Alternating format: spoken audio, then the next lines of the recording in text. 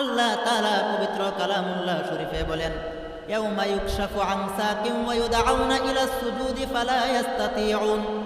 কাল কিয়ামতের দিন আল্লাহ তাআলা আপনার থেকে আমার থেকে নামাজের হিসাব নেবে। দুনিয়ার মধ্যে আপনি যদি নামাজ না পড়ে থাকেন, কাল কিয়ামতের দিন আপনি কিন্তু রুকু দিতে পারবেন না। আল্লাহ তাআলা আপনাকে যখন বলবে সেজদা দেওয়ার জন্য, আপনি সেজদা দিতে পারবেন না। যখন আপনি সেজদা দিতে পারবেন না, তখনই আল্লাহ তাআলা বুঝে ফেলবে আপনি দুনিয়ার মধ্যে কিভাবে চলাফেরা করেছেন। তখন আল্লাহ তাআলা আপনাকে আমাকে জাহান্নামের মধ্যে পাঠিয়ে দিবেন। শুধু তাই নয়, এই জন্য আমার ভাই, এই দুনিয়ার মধ্যে আপনাকে অবশ্যই নামাজ পড়তে হবে, কারণ এই নামাজ হচ্ছে আপনার আমার সম্বল। আপনি যদি নামাজ পড়ে থাকেন, আপনাকে যখন কবরের মধ্যে শোয়ানো হবে, রাসূলুল্লাহ সাল্লাল্লাহু আলাইহি ওয়াসাল্লাম বলেন, সর্বপ্রথম এই নামাজ আপনার আমার ডান পাশে এসে উপস্থিত হয়ে পড়বে। আর যখন ফেরেশতারা এসে আপনাকে যখন প্রশ্ন করবে, মান রাব্বুকা ওয়া মা দীনুকা ওয়া মান নাবিয়্যুকা মান হাদার রাজুল আল্লাযী বুইসা ফীকুম, যখন এই প্রশ্নগুলো আপনাকে আমাকে করবে, তখন নামাজ ডাক দিয়ে বলবে, হে ফেরেশতারা, এ হচ্ছে আমার বন্ধু, আমার বন্ধুকে তোমরা ডিস্টার্ব করো না, আমার বন্ধুকে তোমরা ঘুমাতে দাও। যখন তোমার যা প্রশ্ন রয়েছে তুমি এই প্রশ্নগুলো আমাকে করো, আমি আমার বন্ধুর পক্ষ থেকে আমার বন্ধুর সমস্ত অ্যান্সার আমি নামাজ দিয়ে দিচ্ছি। অতএব তুমি আমার বন্ধুকে ডিস্টার্ব করো না, আমার বন্ধুকে তোমরা ঘুমাতে দাও।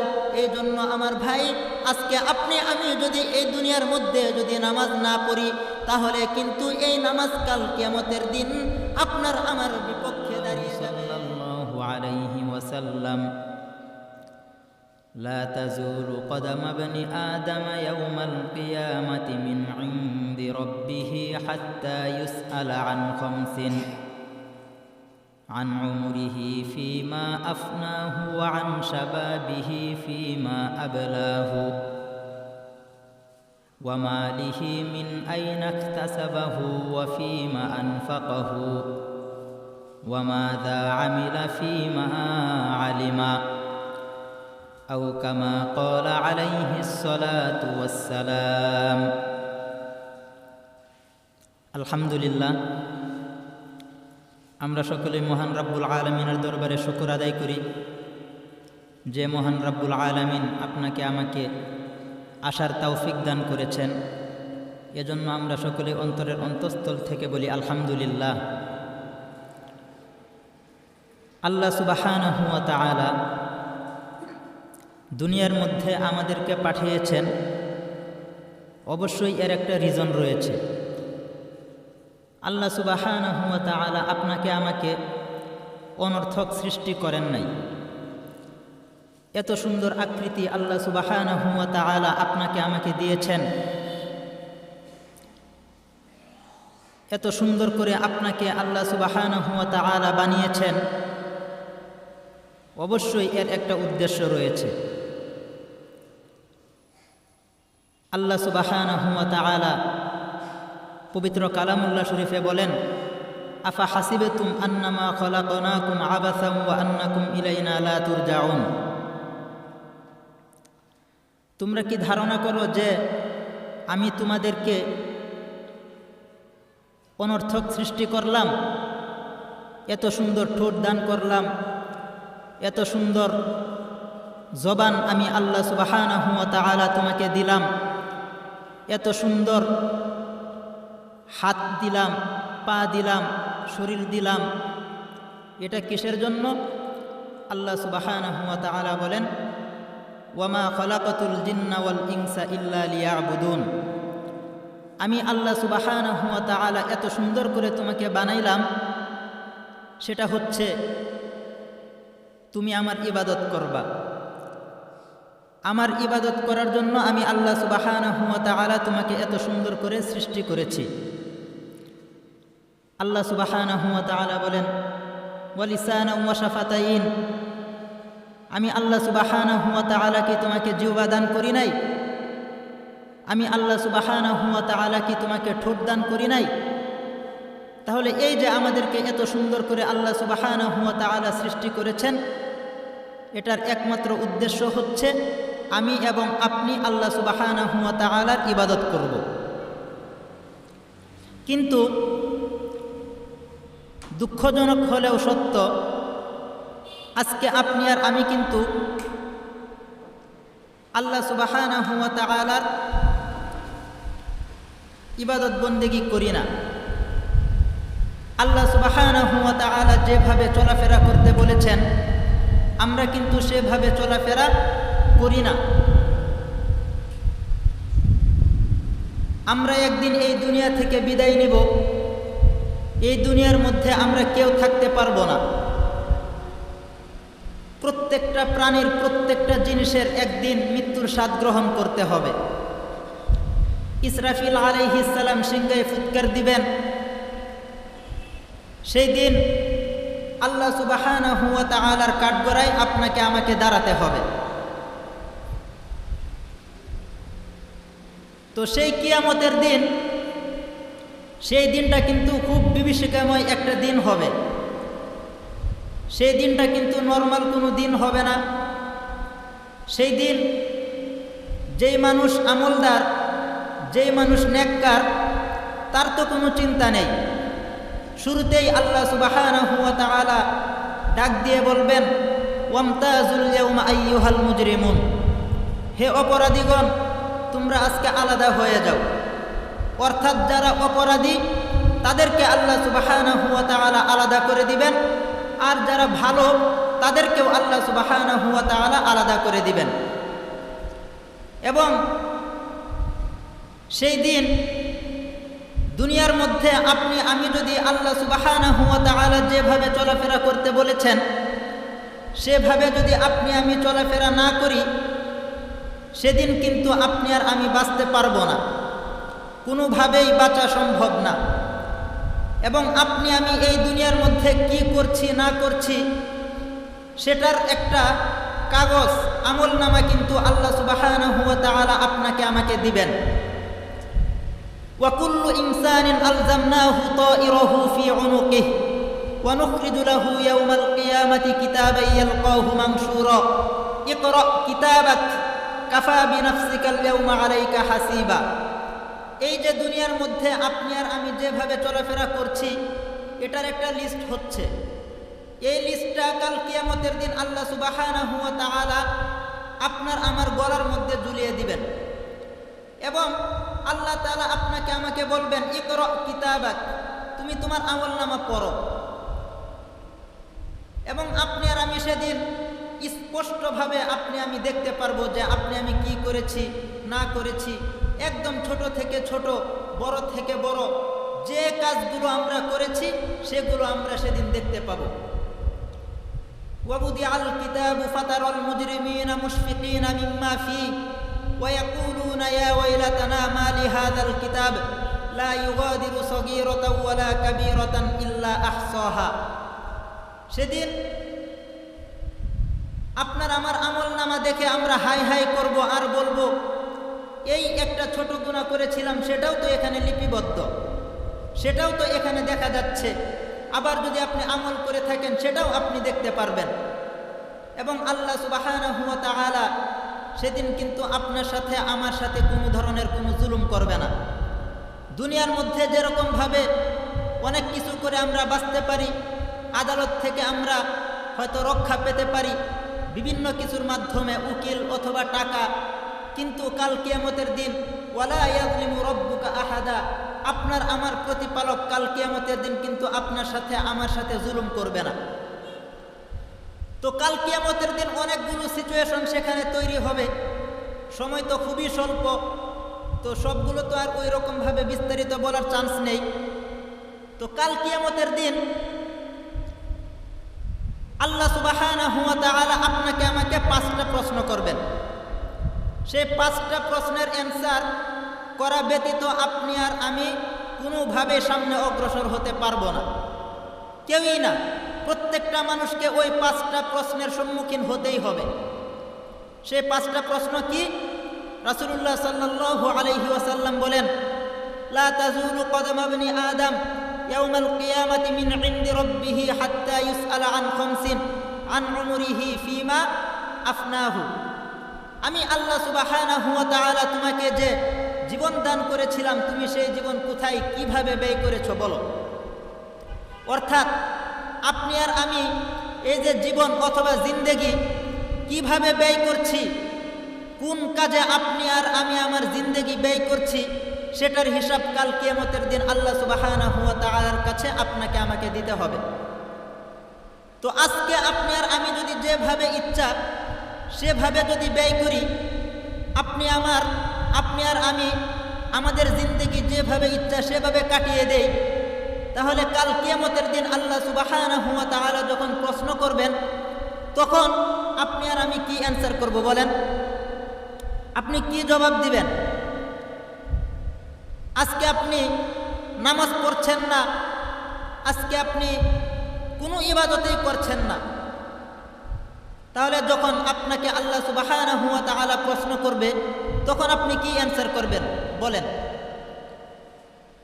এরপর আল্লাহ সুবহানাহু ওয়া তাআলা আপনাকে আমাকে জিজ্ঞাসা করবেন, আমি আল্লাহ সুবহানাহু ওয়া তাআলা তোমাকে যে যৌবন দান করেছিলাম, তুমি সেই যৌবনকাল কিভাবে কোথায় ব্যয় করেছো? ওয়া আন শাবাবিহি ফিমা আবলাহু। বিশেষ করে এই যৌবনকাল সম্পর্কে আল্লাহ সুবহানাহু ওয়া তাআলা আপনাকে আমাকে কঠিনভাবে ধরবেন, কারণ এই বয়সটা কিন্তু খুবই একটা ইম্পর্ট্যান্ট একটা বয়স, গুরুত্বপূর্ণ একটা বয়স। কারণ এই বয়সে আপনি আর আমি যা ইচ্ছা তাই করতে পারি। আল্লাহ সুবহানাহু ওয়া তাআলা আপনাকে আমাকে এই বয়সে একটা শক্তি দেন, এই শক্তির বয়সে আপনি আমি অনেক কিছুই করি বা অনেক কিছুই করতে পারি।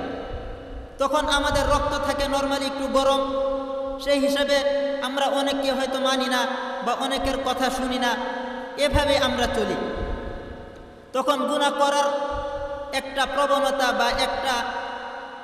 প্রবণতা আমাদের মধ্যে একটু বেশি থাকে নরমালি। তো এই জন্য এই যৌবনকাল সম্পর্কে আল্লাহ সুবহানাহু ওয়া তাআলা কাল কিয়ামতের দিন আপনাকে আমাকে ধরবেন। আজকে আপনি আর আমি যদি এই যৌবনকাল আল্লাহ তাআলার কাছে যদি আল্লাহ তাআলার দরবারে যদি ইবাদত বন্দেগী করে যদি না কাটাই, তাহলে কিন্তু কাল কিয়ামতের দিন আপনি আর আমি কিন্তু বাঁচতে পারবো না। আর এই বয়সটা যখন আপনার থেকে আমার থেকে বিদায় নিবে, তখন আপনি বুঝতে পারবেন এই বয়সের কত মূল্য। এই বয়সে আপনি যতটুকু পরিশ্রম করতে পারবেন, আপনি আজ থেকে হয়তো 10 থেকে 15 বছর পর আপনি সেই পরিশ্রমটা করতে পারবেন না। আজকে আপনি চাইলে হয়তো সারা রাত দাঁড়িয়ে থাকতে পারবেন, কিন্তু 10 থেকে 15 বছর পর আপনি সেটা পারবেন না, আপনার শরীর আপনাকে সাপোর্ট করবে না। এটাই হচ্ছে স্বাভাবিক। এরপর আল্লাহ সুবহানাহু ওয়া তাআলা আপনাকে আমাকে প্রশ্ন করবেন, আমি আল্লাহ সুবহানাহু ওয়া তাআলা তোমাকে যে মাল দিয়েছিলাম, সেই মাল তুমি কিভাবে উপার্জন করেছো এবং কোথায় ব্যয় করেছো? ওয়া মালিহি মিন আইনা ইকতাসাবাহু ওয়া ফিমা আনফাকাহু। তুমি তোমার সম্পদ কিভাবে উপার্জন করেছো এবং কোথায় সেটা ব্যয় করেছো বলো। তো আল্লাহ সুবহানাহু ওয়া তাআলা আপনাকে আমাকে যে মাল দিয়েছেন, সেটা আজকে আপনি আর আমি কিভাবে কোথায় ব্যয় করছি, সেটার হিসাব কিন্তু আল্লাহ তাআলা আপনার থেকে আমার থেকে নেবেন। যারা মনে করেন হারাম উপার্জন করে, যাদের কামাই হচ্ছে হারাম, কাল কিয়ামতের দিন তাদের কোনো আমলেই আল্লাহ তাআলার কাছে গ্রহণযোগ্য হবে না। আপনি নামাজ পড়তে পারেন, এটা আল্লাহ তাআলার কাছে আল্লাহ তাআলা আপনার এই আমল কবুল করবে না। আপনি রোজা রাখতে পারেন, কারণ প্রত্যেকটা আমলের মূল হচ্ছে আপনার হালাল উপার্জন। আপনার উপার্জন যদি হালাল না হয়, আপনি তাহাজ্জুদ পড়তে পারেন, 100 রাকাত তাহাজ্জুদ আপনি পড়তে পারেন, কিন্তু আল্লাহ তাআলা সেই তাহাজ্জুদ আপনার কবুল করবে না। আপনি 1 লাখ টাকা দিয়ে গরু জবাই করতে পারেন, গরু কুরবানি দিতে পারেন, আল্লাহর কসম করে বলতে পারি আল্লাহ সুবহানাহু ওয়া তাআলা আপনার সেই আমল, সেই কুরবানি, সেই 1 লাখ টাকা আল্লাহ তাআলা কবুল করবে না। লা ইয়াদখুলুল জান্নাতা জাসাদুন গুদিয়া বিল হারাম। আপনি যে এই যে শরীরটা যে বানাচ্ছেন, এই শরীরও জান্নাতে যাবে না, স্পষ্ট হাদিস। তো আল্লাহ তাআলা আপনাকে প্রশ্ন করবেন যে তুমি তোমার সেই মাল কোথায় ব্যয় করেছো বলো। আজকে এই যে বিশ্বকাপ চলছে, আমি মূলত আজ আসলে সাবজেক্ট অনেকগুলোই আসে, বর্তমান মুহাররম মাস চলছে, সেই বিষয়েও কথা বলা উচিত। কিন্তু বর্তমান যে বিষয়টা আমাদের মধ্যে সবচেয়ে বেশি চলছে সেটা হচ্ছে যে বিশ্বকাপ। আপনারা অনেকে বলে থাকেন আমরা সব বিষয়ে কথা কেন বলি। ফার্স্টেই বলি, কাল কিয়ামতের দিন আল্লাহ তাআলা আপনাকে প্রশ্ন করবেন, তোমাদের কাছে কি কোনো নবী অথবা উলামায়ে কেরামগণ যায় নাই? তখন আপনারা কি বলবেন? ক্বালু বালা। একদল বলবে ক্বালু বালা, হ্যাঁ অবশ্যই গিয়েছে, অবশ্যই এসেছে। আবার আরেক দল অস্বীকার করবে। তাহলে এই যে আপনাদেরকে জাস্ট ওয়ার্নিং দেওয়া, সতর্ক করা, এটাই হচ্ছে আমাদের এখন আপনারা মানবেন নাকি মানবেন না সেটা হচ্ছে আপনাদের বিষয়। কিন্তু আপনারা যেন কমপক্ষে বলতে না পারেন আপনারা এই বিষয়টা জানেন না। আবার আপনারা অনেকে হয়তো এটাও বলেন যে হুজুরদের তো সব বিষয়ে কথা বলার দরকার নেই, তাহলে তাদের যে একটা সুনাম থাকে, সুখ্যাতি থাকে, সেটা তখন আর থাকে না। আচ্ছা ভাই, আমি আমার সুনাম সুখ্যাতির জন্য যদি এখন কথা না বলি, সব বিষয়ে যদি আমি কথা না বলি, অর্থাৎ ইসলাম কি বলে সেটা যদি আমি আপনাদের সামনে যদি না বলি, তাহলে কাল কিয়ামতের দিন আল্লাহ তাআলা আমাকে ধরবেন, অবশ্যই ধরবেন। আল্লাহ সুবহানাহু ওয়া তাআলা পবিত্র কালামুল্লাহ শরীফে বলেন, ইন্নাল্লাহা আশতারা মিনাল মুমিনিনা আনফুসাহুম ওয়া আমওয়ালাহুম বিআন্না লাহুমুল জান্নাহ। আমি আপনাদেরকে একটা বিষয় বলতে চাই, বর্তমান যারা বলে যে সব বিষয় ইসলামের মধ্যে সব বিষয়কে টাইনেন না। এখন কথা হচ্ছে, ইসলাম কি একটা আমাদের পরিপূর্ণ জীবন বিধান কিনা সেটা আপনাকে আগে ডিসাইড করতে হবে। অর্থাৎ ইসলামের মধ্যে সব বিষয় আছে কিনা, সব বিষয়ের সলিউশন ইসলামের মধ্যে আছে কিনা সেটা আগে আপনাকে ডিসাইড করতে হবে। এখন আপনি যদি সব বিষয়ে যদি মানেন তাহলে সেটা আপনার বিষয়, আর যদি আপনি না মানেন সেটাও আপনার বিষয়। কিন্তু আল্লাহ তাআলা তো বলেছেন, ইয়া আইয়ুহাল্লাযীনা আমানু দুখুলু ফিস সিলমি কাফা, তোমরা ইসলামের মধ্যে পরিপূর্ণভাবে প্রবেশ করো। তাহলে আপনি কিছু মানলেন আর কিছু মানলেন না, এটা তো হলো না। আফাতুমিনুনা বিবাদিল কিতাবি ওয়া তাকফুরুনা বিবাদ ফামা জাযাউ মান ইয়াফআলু যালিকা মিনকুম ইল্লা খিজিয়ুন ফিল হায়াতিদ দুনিয়া। আপনি কিছু বিষয় মানবেন আর কিছু বিষয় মানবেন না, এটা তো হতে পারে না। কাল কিয়ামতের দিন আল্লাহ তাআলা আপনাকে কঠিন শাস্তি দিবেন। তো এখন হচ্ছে, আসেন আমরা বিশ্বকাপ নিয়ে কথা বলি। বিশ্বকাপ নিয়ে কথা কেন বলবো? সেটা হচ্ছে, অনেকেই বলে যে ইসলামের মধ্যে সব বিষয়কে টানতে না। এই প্রশ্নটা কারা করে জানেন? যারা হচ্ছে নামধারী মুসলমান, সব বিষয় মানে না, অর্থাৎ তার সাথে যেগুলো যায়, যে সাবজেক্টগুলো তার সাথে যায় সেই সাবজেক্টগুলো সে মানবে, আর যেই সাবজেক্টগুলো তার সাথে যায় না, অর্থাৎ তার স্বার্থে আঘাত করে, সেই বিষয়গুলো সে মানতে পারে না। বর্তমান যে বিশ্বকাপ চলছে, এটা কি আপনি মনে করেন এমনি এমনি এত মানুষ, এত কোটি কোটি টাকা সেখানে খরচ হচ্ছে, এটা কি এমনি এমনি, এর ভিতরে কি কোনো কিছুই নাই? আজকে আপনি এই বিশ্বকাপের জন্য 4টা বাজে উঠতে পারেন, আপনি ফজরের নামাজের সময় কখনোই উঠেন না, আপনি কখনোই অ্যালার্ম দেন না ফজরের নামাজের জন্য, অথচ আপনি এই বিশ্বকাপ খেলার জন্য সারা রাত আপনি জাগনা থাকতে পারেন, জাগ্রত থাকতে পারেন। তাহলে আপনি বলেন তো, আপনি কিসের মুসলমান? আপনি কি প্রকৃত মুসলমান?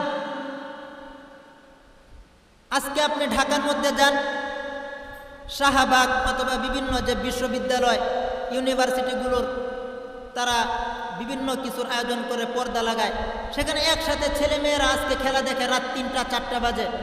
তাহলে এই যে সব কিছু যে করছে, এগুলো কি ইসলাম সমর্থন করে? এখন আপনি যদি আমাদেরকে কথাও বলতে না দেন, ইসলামের বিষয়গুলো সম্পর্কে যদি আমাদেরকে কথা না বলতে না দেন, অথবা বলেন যে সব বিষয়ে কথা বলো না, তাহলে কিভাবে হলো বলেন? তাহলে আমরা কোন বিষয়ে কথা বলবো? আজকে যদি রাজনীতির বিষয়ে কথা বলি, এই বিষয়েও কথা বলা যায় না। খেলার বিষয়ে যদি কথা বলি, সেটাও বলবেন যে আমরা এই বিষয়ে কথা বলার দরকার নেই। আবার যদি অন্য বিষয়ে বলি, আপনি যদি সুদখোর হন তাহলে আপনি তখন বলবেন যে এই বিষয়ে কথা বলার দরকার নাই।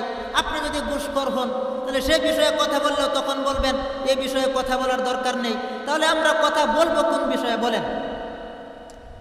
গতকাল দেখলাম সংসদের মধ্যে এই বিষয়টা নিয়ে কথা বলছে যে আমরা তাদেরকে সেই যুগে নিয়ে যে ফিরিয়ে নিতে চাই। ওই যে একটা আছে না যে ফয়জুর রহমান নাকি কি ফজলুর রহমান, সে পর্যন্ত এই বিষয়ে কথা বলছে এবং আমাদেরকে সে বলেছে যে আমরা নাকি ধর্ম ব্যবসায়ী। আচ্ছা, আমরা যদি ধর্ম ব্যবসায়ী হই, যারা গান গেয়ে টাকা উপার্জন করে তাদেরকে আপনি কি ব্যবসায়ী বলবেন? গলা ব্যবসায়ী। আবার বিশেষ করে তারা কিভাবে উপার্জন করে তাদের দিকে তাকান তো। কথা যদি আমরা বলি তাহলে আমরাও তো বলতে পারি। তারা যে কোটি কোটি টাকার মধ্যে চড়ে, কোটি কোটি টাকার গাড়ির মধ্যে চড়ে, অথবা কোটি কোটি টাকা যে তারা উড়ায়, তারা তাদের সন্তানদেরকে বিদেশে পড়ায়, সেই টাকাগুলো কোত্থেকে আসে বলেন? সেই টাকা হচ্ছে আপনার আর আমার টাকা। তাহলে আমাদের টাকা খেয়ে তারা বড় বড় কথা বলতে পারে, আমাদেরকে তারা নিচু করার জন্য এত কিছু করতে পারে, তাহলে আমরা কেন বলবো না? আপনি আজকে তাদের ব্যাকগ্রাউন্ড আপনি হিসাব করেন, দেখেন তাদের ব্যাকগ্রাউন্ড ঘাটলে তো আপনি অবাক হয়ে যাবেন। কোটি কোটি টাকা তারা ঋণ খেলাপি করে বিদেশে তারা তাদের সন্তানদেরকে পড়ায়, আর আপনারা করেন কি? আপনারা তাদের পিছনে পিছনে ঘুরেন, তাদেরকে সমর্থন দেন। আপনাদের মতো ব্যাককল আর আছে কিনা আল্লাহ মাবুদ ভালো জানে। আজকে আপনাদেরকে তারা চায় না আপনারা শিক্ষিত হন, আপনারা উচ্চ শিক্ষায় শিক্ষিত হন, এটা তারা চায় না। কারণ আপনার সন্তান যদি উচ্চ শিক্ষায় শিক্ষিত হয় তাহলে তাদের চামচামি কে করবে? তাদের চাটুকারিতা কে করবে বলেন?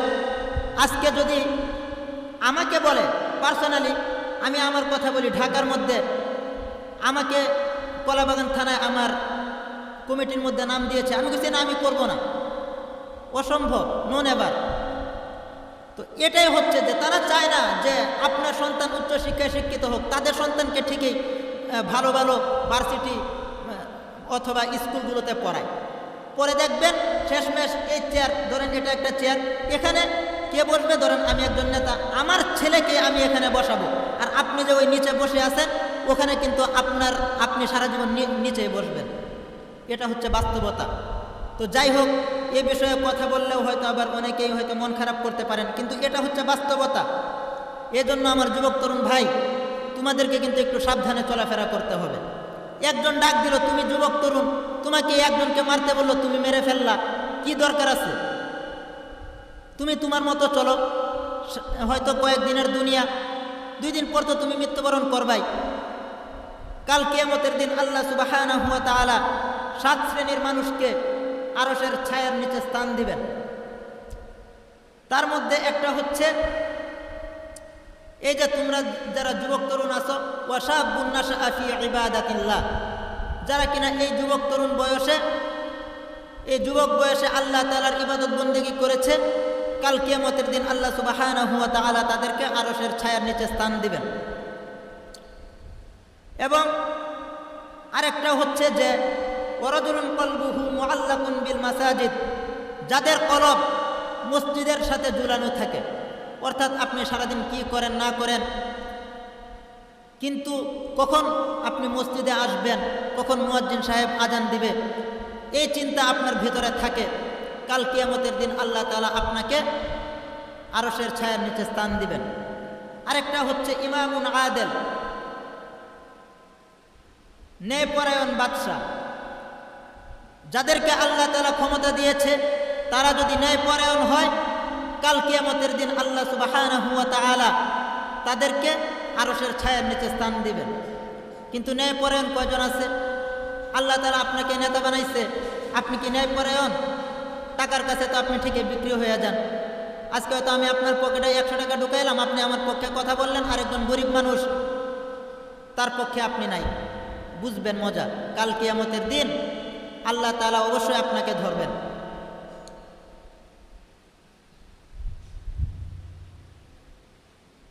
এই জন্য কাল কিয়ামতের দিন কিন্তু আরো অনেকগুলো সিচুয়েশন হবে। আসলে কথা বললে অনেক কিছুই বলা দরকার, কিন্তু সময়ের অভাবে বা সময় খুবই সংক্ষিপ্ত থাকার কারণে আসলে কথা ওইরকমভাবে সব কিছু বলা যায় না, প্রত্যেকটা বিষয় ওইরকম ব্যাখ্যা করা, এক্সপ্লেন করা যায় না। তবে একটা কথা মনে রাখবেন, কাল কিয়ামতের দিন আপনাকে আমাকে আল্লাহ তাআলার কাঠগড়ায় দাঁড়াতে হবে। প্রত্যেকটা জিনিসের হিসাব আল্লাহ তাআলার কাছে আপনাকে দিতে হবে। সর্বপ্রথম আল্লাহ তাআলা আপনাকে জিজ্ঞাসা করবেন, আউয়ালু মা ইউহাসাবু বিহিল আবদু ইয়াউমাল কিয়ামাতিস সালাহ। কাল কিয়ামতের দিন আল্লাহ তাআলা আপনাকে জিজ্ঞাসা করবেন, হে আমার বান্দা, আমি আল্লাহ তাআলা তোমাকে যে সব কিছু দিয়েছিলাম, তুমি কি তোমার এই জীবনটা তুমি কোথায় ব্যয় করেছো, কিভাবে ব্যয় করেছো, হিসাব দাও। আমি আল্লাহ তাআলা তোমাকে নামাজ পড়ার আদেশ দিয়েছিলাম, তুমি কি নামাজ পড়েছো কিনা। আল্লাহ তাআলা পবিত্র কালামুল্লাহ শরীফে বলেন, ইয়াউমা ইউকশাফু আন সাকিন ওয়া ইউদআউনা ইলা সুজুদি ফালা ইস্তাতিউন। কাল কিয়ামতের দিন আল্লাহ তাআলা আপনার থেকে আমার থেকে নামাজের হিসাব নেবে। দুনিয়ার মধ্যে আপনি যদি নামাজ না পড়ে থাকেন, কাল কিয়ামতের দিন আপনি কিন্তু রুকু দিতে পারবেন না। আল্লাহ তাআলা আপনাকে যখন বলবে সেজদা দেওয়ার জন্য, আপনি সেজদা দিতে পারবেন না। যখন আপনি সেজদা দিতে পারবেন না, তখনই আল্লাহ তাআলা বুঝে ফেলবে আপনি দুনিয়ার মধ্যে কিভাবে চলাফেরা করেছেন। তখন আল্লাহ তাআলা আপনাকে আমাকে জাহান্নামের মধ্যে পাঠিয়ে দিবেন। শুধু তাই নয়, এই জন্য আমার ভাই, এই দুনিয়ার মধ্যে আপনাকে অবশ্যই নামাজ পড়তে হবে, কারণ এই নামাজ হচ্ছে আপনার আমার সম্বল। আপনি যদি নামাজ পড়ে থাকেন, আপনাকে যখন কবরের মধ্যে শোয়ানো হবে, রাসূলুল্লাহ সাল্লাল্লাহু আলাইহি ওয়াসাল্লাম বলেন, সর্বপ্রথম এই নামাজ আপনার আমার ডান পাশে এসে উপস্থিত হয়ে পড়বে। আর যখন ফেরেশতারা এসে আপনাকে যখন প্রশ্ন করবে, মান রাব্বুকা ওয়া মা দীনুকা ওয়া মান নাবিয়্যুকা মান হাযার রাজুল আল্লাযী বুইসা ফীকুম, যখন এই প্রশ্নগুলো আপনাকে আমাকে করবে, তখন নামাজ ডাক দিয়ে বলবে, হে ফেরেশতারা, এ হচ্ছে আমার বন্ধু, আমার বন্ধুকে তোমরা ডিস্টার্ব করো না, আমার বন্ধুকে তোমরা ঘুমাতে দাও। যখন তোমার যা প্রশ্ন রয়েছে তুমি এই প্রশ্নগুলো আমাকে করো, আমি আমার বন্ধুর পক্ষ থেকে আমার বন্ধুর সমস্ত অ্যান্সার আমি নামাজ দিয়ে দিচ্ছি। অতএব তুমি আমার বন্ধুকে ডিস্টার্ব করো না, আমার বন্ধুকে তোমরা ঘুমাতে দাও। এই জন্য আমার ভাই, আজকে আমি যদি এই দুনিয়ার মধ্যে যদি নামাজ না পড়ি, তাহলে কিন্তু এই নামাজ কাল কিয়ামতের দিন আপনার আমার বিপক্ষে দাঁড়িয়ে যাবে। আজকে আমরা এই দুনিয়ার জন্য নামাজ পড়ি না। আজকে আপনি দোকানদারি করেন অথবা যাই করেন না কেন, সামান্য টাকার জন্য অথবা সামান্য আমাদের জীবনটাকে উপভোগ করার জন্য এই নামাজকে মিস দেই। যে কথাটা বলতেছিলাম, ওই যে খেলার জন্য আপনি করতে পারেন, কিন্তু ফজরের সময় এই মসজিদে কয়জন মুসল্লি থাকে? এই মসজিদের কথাই বলি, আপনারা সবাই তো আজকে ফ্রি ছিলেন, ফজরের সময় ফ্রি ছিলেন না? তাহলে কয়জন আসেন? তাহলে আপনি কি ভাবছেন এগুলোর হিসাব হবে না? আপনি এখানে এসে বয়ান শুনলেন, আমিও সুর দিয়ে বয়ান করলাম, আপনি সব কিছু শুনলেন আর আপনি খালাস পেয়ে যাবেন, এত সহজ? যাই করেন না কেন, এইগুলোর হিসাব কিন্তু দিতে হবে। মসজিদ বানান আর যাই করেন, নামাজ পড়বেন না, ছাড় কিন্তু পাবেন না। যাই করেন আপনি, এই জন্য কোনোভাবে দয়া করে নামাজ মিস দিবেন না। আর খেলা, সেটা হচ্ছে যে খেলাকে খেলার জায়গায় রাখবেন, এটা নিয়ে বেশি আমরা না করি। এটা নিয়ে আমাদেরকে একটু করার জন্য শায়েখ আহমদুল্লাহ সাহেবের বিরুদ্ধে দেখলাম অনেক কিছু বলে। এগুলো কারা বলবে? এগুলো যারা হচ্ছে প্রকৃত মুসলমান না, তারা বলবে আপনার আমার জীবনটা তো আল্লাহ তাআলা ক্রয় করে নিয়েছেন। ইন্নাল্লাহা আশতারা মিনাল মুমিনিনা আনফুসাহুম ওয়া আমওয়ালাহুম বিআন্না লাহুমুল জান্নাহ। জান্নাতের বিনিময়ে আল্লাহ তাআলা আমাদের এই জীবনকে ক্রয় করে নিয়েছেন। তাহলে এই জীবন যদি কিছু করতে হয়, দিতে হয়, এই জীবন যদি ব্যয় করতে হয়, সেটা করবো আমরা আল্লাহ তাআলার জন্য। কিন্তু আজকে আপনি কোন জায়গায় করেন? আজকে আপনি সারা রাত জাগনা থাকেন খেলার জন্য, সারা রাত আপনি কি করছেন না করছেন এটা আপনি নিজেও জানেন না। আজকে আপনি এই যে মালের হিসাব, আপনি সব কিছুর পিছনে আপনি ব্যয় করছেন, মনে রাখবেন এর হিসাবও কিন্তু আল্লাহ তাআলার কাছে আপনাকে দিতে হবে। আর আরেকটা প্রশ্ন, সেটা হচ্ছে ওয়ামা আমিলা ফিমা আলিমা, যে আপনি যা কিছু জানেন সেটার উপর আমল করলেন কিনা। আমাদেরকে তো আপনারা বিভিন্ন প্রশ্ন করেন যে হুজুর আপনি এটা জানেন সেটা জানেন, সব কিছুর উপরে কি আমল করেন? এখানে এমন কারা কারা আছেন যে জানেন না 5 ওয়াক্ত নামাজ ফরজ, রোজা রাখা ফরজ, জাকাত আদায় করা ফরজ, ঘুষ খাওয়া হারাম, সুদ খাওয়া হারাম, কে জানেন না? তাহলে এটাই তো এলেম। তো আপনি কি এই এলেম অনুযায়ী কি আমল করছেন? করছেন না। কিন্তু ঠিকই আপনারা কিন্তু আবার বলেন যে হুজুরা বেশি জানে, কিন্তু হুজুরাই আমল করে না। অথচ আপনি যে জানেন, অথচ আপনি নিজে যে আমল করেন না। আসলে কি আমরা মানুষের দোষগুলো একটু বেশি দেখি, মানে অন্যের সমালোচনা ঠিকই করতে পারি, কিন্তু নিজের ওই যে গ্রামের ভাষায় অনেক কিছু বলে, যাক আমি ওই ভাষায় কথা বলবো না, কিন্তু অন্যের দোষ আমরা ঠিকই ধরতে পারি, অন্যের দোষ আমরা ঠিকই দেখি, কিন্তু ওই যে নিজের দোষগুলো আমরা দেখি না। এই জন্য ভাই আল্লাহ তাআলা যেভাবে চলাফেরা করতে বলেছেন আমরা সেভাবে চলাফেরা করার চেষ্টা করি, কমপক্ষে চেষ্টা করতে পারি। শয়তান তো আমাদেরকে ধোঁকা দিবেই, তারপরও আমরা যতটুকু পারি যেন আমাদের কমপক্ষে নামাজটা যেন কমপক্ষে মিস না যায়, এবং আমাদের উপার্জন যেন হালাল হয়, এবং আমরা যেন আল্লাহ তাআলাকে সন্তুষ্ট করতে পারি, এবং রাসূলুল্লাহ সাল্লাল্লাহু আলাইহি ওয়াসাল্লামের সুন্নাহ মোতাবেক যেন আমরা চলতে পারি। আল্লাহ তাআলা আমাদের তৌফিক দান করুন। আসলে টাইম অনেক সময় একটু এদিক সেদিক হয়ে যায়, কেউ কষ্ট নেবেন না, কারণ সময় তো খুবই কম, 15-20 মিনিট বা 25 মিনিটে একটা বয়ান বলেন সাজানো খুবই ডিফিকাল্ট হয়ে যায়। তো এটা দয়া করে কেউ কষ্ট নেবেন না, বা পরবর্তীতে দয়া করে ইয়া করবেন না। আর আমার কথায় যদি কেউ কষ্ট পান, আসলে কি যে আমি জানি আপনারা সবাই আমাকে ভালোবাসেন, আমি আপনাদের ভাগনা বা কারো ভাই, কিন্তু আমরা যদি ইসলামের কথাগুলো অর্থাৎ খালি উপরের কথা আর নিচের কথা বলি আর মাঝখানের কথা না বলি, তাহলে আমাদেরকেও একদিন কাঠগড়ায় দাঁড়াতে হবে। এই বিষয়গুলো একটু বুঝবেন, বুঝার চেষ্টা করবেন। আল্লাহ তাআলা আমাদেরকে আমল করার তৌফিক দান করুন।